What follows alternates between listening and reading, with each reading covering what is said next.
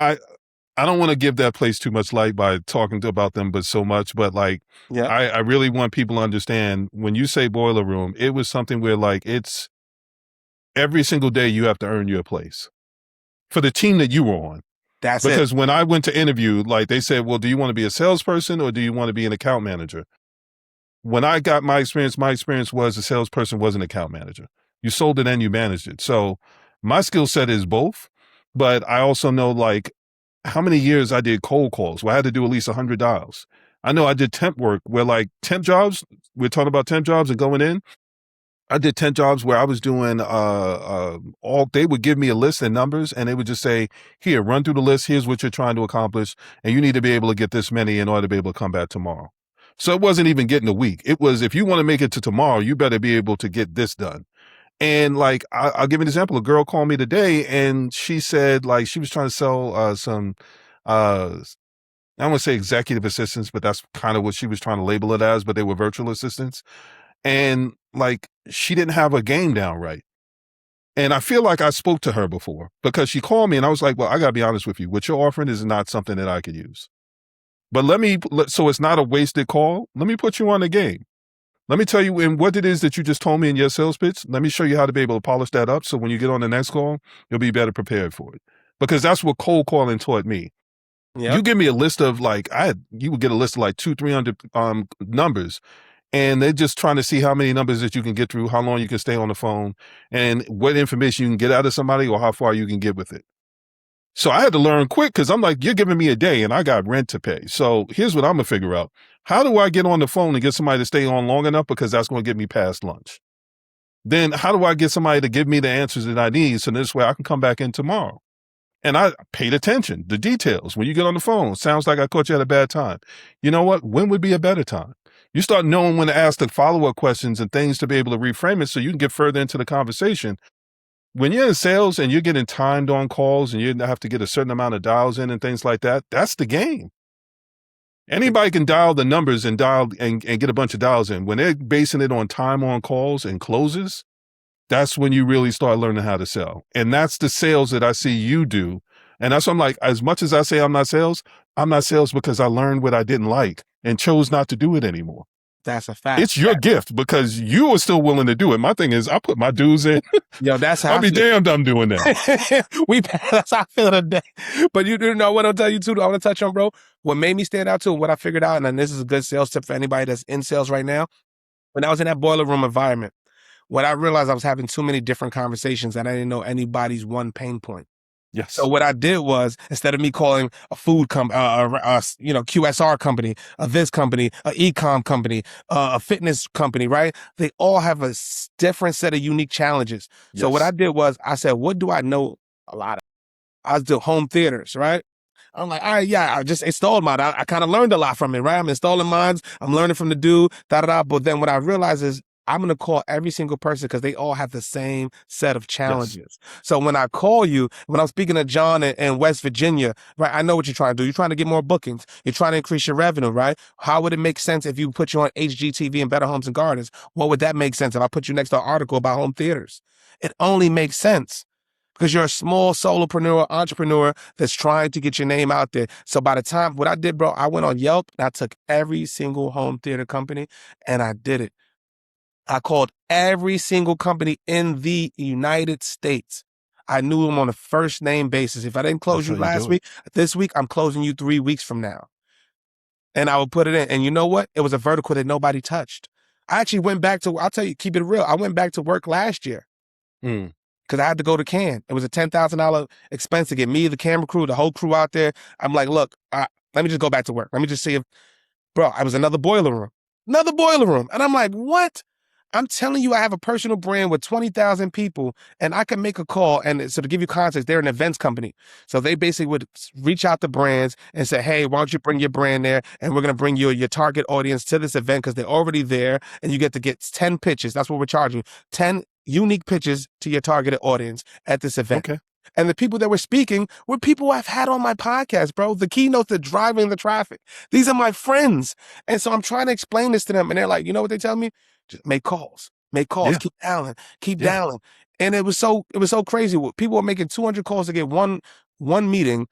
I would send out 50 emails and get 7 meetings because I knew exactly who I was talking to, right? But they didn't want that. They wanted to work. They wanted to show that I Mhm. wasn't with it. But long story short, how I differentiated myself, they had a terrible Salesforce problem. Nobody would input because they're calling so much. They're not saying, hey, John doesn't want to do not call. They're going to the next call. They didn't say Sean didn't want to be contacted again. So now we're all targeting the same companies because there's no verticals.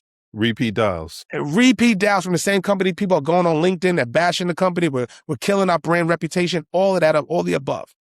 I said, what vertical nobody's touching? Bro, I went into display company. I forgot what it's called.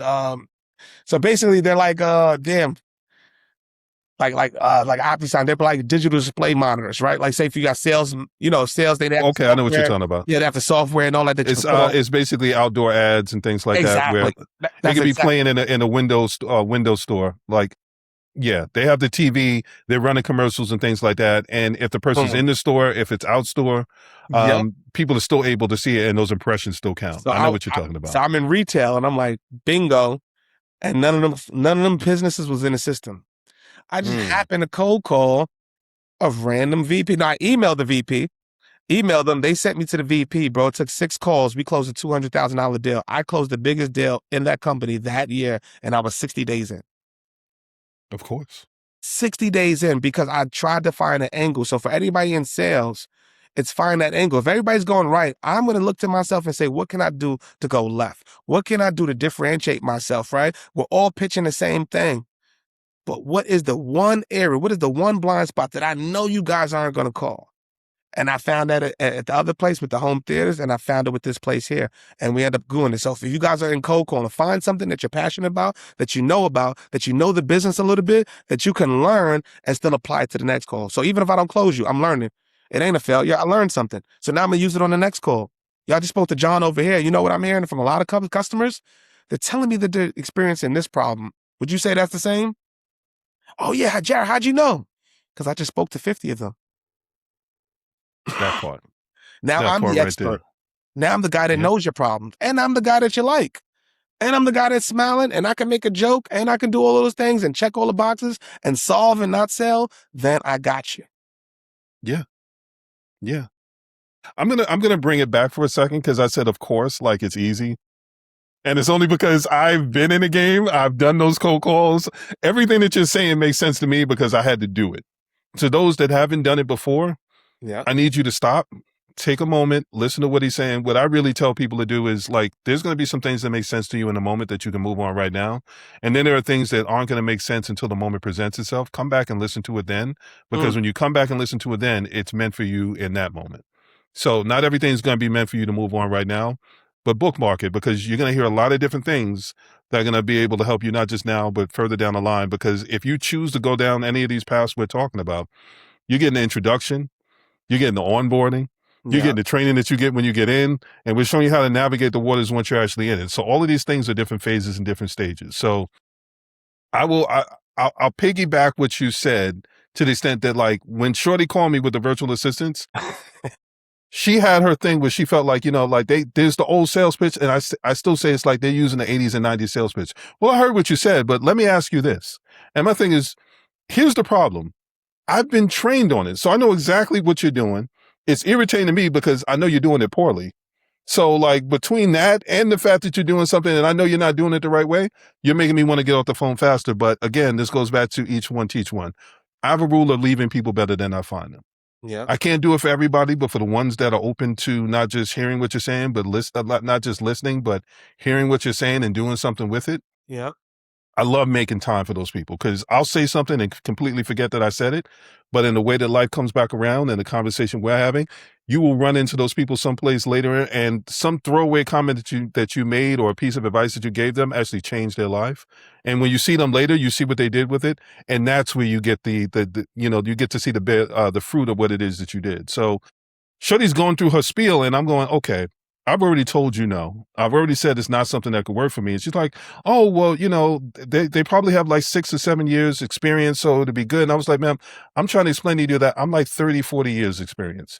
So if I'm having a conversation and somebody thinks they're getting me, and I say, well, I'm going to refer you over to somebody that has 6 or 7 years experience. I said, if I put it in regular terms, if I said, okay, well, I'm going to take care of this for you, and then I'm going to give it to my 6 or 7 year old, how would you feel? Hmm. So I'm going to hand something off to an adolescent when you're talking to the adult, the person that like, no. Hmm. So I said, one, that's the lesson I want you to give when you're talking to me. And this is why I'm saying no. Two, here's what I want you to be able to do, because when you're doing cold calls, and I'm assuming you're just going off a list, here's the best way to be able to work it. And I'm going to add to what you said. When you're cold calling, you're trying to figure out like what that niche is. Well, I'll put it this way. When you're calling multiple niches, you're calling multiple industries. The first two calls are information gathering. I want to hear what your objections are. Now, I'm not a salesperson, but I will go back to what I learned in sales. The first couple of calls are your objections. I want to hear what it is that you don't like, because I'm going to write those down. So by the time I get to the fifth, sixth, seventh, eighth, whatever amount of calls that I'm calling that's in the same industry, now I have objections. And I took the time in between calls to go, well, if that's the objection, what would I say what would my solution be to be able to address that objection? So the moment you have the objections and you figure out, well, how would I answer that? Because maybe you couldn't do it on the fly, but if you take a minute and you think about what you have in front of you, then you can go, okay, well, here's how I could actually solve that objection. Now you've got frequently asked questions, you've got objections, you've got ways to be able to stay on the calls longer. That's what it took me thousands of calls to be able to learn. But I learned how to be able to go from, I got to make sure I get it through lunch, so then they can bring me back the next day. And that's how I did it. They put a list in front of you. They didn't give you any of that information. I figured that out on the fly because I wanted to eat and I had bills to pay. Absolutely. This is what you're explaining. This is why I want people to understand. If you're doing those calls, if you're in one of those boiler room environments, use the first couple of calls to feel it out. Learn what it is that people are talking to. Learn the temperament of the people in the industry. You're not using those first couple of calls to really sell. You're using it to be able to learn something. And if you go into it with that mindset, those are people you can actually call back, because when they said they didn't want what you were selling, your thing is, you know what, fair enough. I'm just going to ask you one follow-up question, because this is an opportunity for me to learn. And maybe I'll learn enough so that if I call you back, maybe I can actually offer you something that you'd be interested in. Absolutely.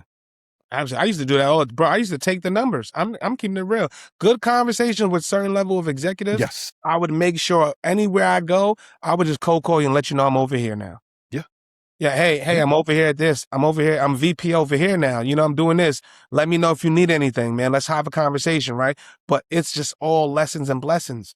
I would literally sit there. I'd be like, hey man, I'm sorry for cold calling you, man. Look, it's Monday morning. I don't want to call you, man, but this is what is going on. Are you dealing with this? I know I saw you did this, da da da. Can you help me out? And then we're having a conversation. No, the really good conversation. Now we're 21 minutes in. I know about your kids. I know about I know about your wife. I know what's killing you in the business. I know I feel like a partner at that point. Yes. And that's the hardest thing to do, is to get somebody that you don't know to get that credit card out and get their trust over the phone. One, you have to have good energy. You have to have a positive mindset. Yes. Your tonality has to be right. And you just cannot care about the sale. People can smell commission breath. I can smell when somebody wants to just get the money out of me versus somebody who wants to help me. So always be the latter. Always be the person that's willing to help. And then the money going to come to you. They're going to remember you. Be the one person that just stands out. They get 100 calls in a day. I don't care if it's a joke. I would joke with somebody. And even if it made you laugh, I'm glad I picked up that one. Yeah. You're if memorable. You call back, I could use a laugh today. You know what I'm saying? You're memorable. Yeah. Oh, man, you build those relationships, y'all, before you sell. You build before you sell. And you don't sell, you solve. That part right there. That part right there. Because, I mean, the reality is that person was doing something before they picked up the phone. And if I never forget that part, then I'm always better than the person that just called and starts jumping straight into their pitch. That's it. You were doing something before you answered the phone. Did I catch you at a bad time? I'm assuming you were doing something and maybe you looked at the phone and was like, I don't recognize the number, but I'm going to answer anyway. Like, whatever your reason for answering the phone, I want to kind of start using that as a segue to be able to figure out what you got going on. Maybe you're like, no, I actually got time. Okay. So that means I can slow down my pitch and I can use this as an information gathering call that may turn into a sale, but it may not turn into a sale. But what you're giving me is enough for me to be able to get on that next call. But somebody's like, you got 30 seconds. All right. I only need 10. And if you Remember give those? me 15, I might even close you in that. You know what I mean? That's where that confidence and everything comes in, because it's like I learned how to be able to do what I need to do with every single call. Every single moment is a moment that you can learn from. And the moment you figure that out, you never take an L again. Never, never, Als. Lessons are blessings.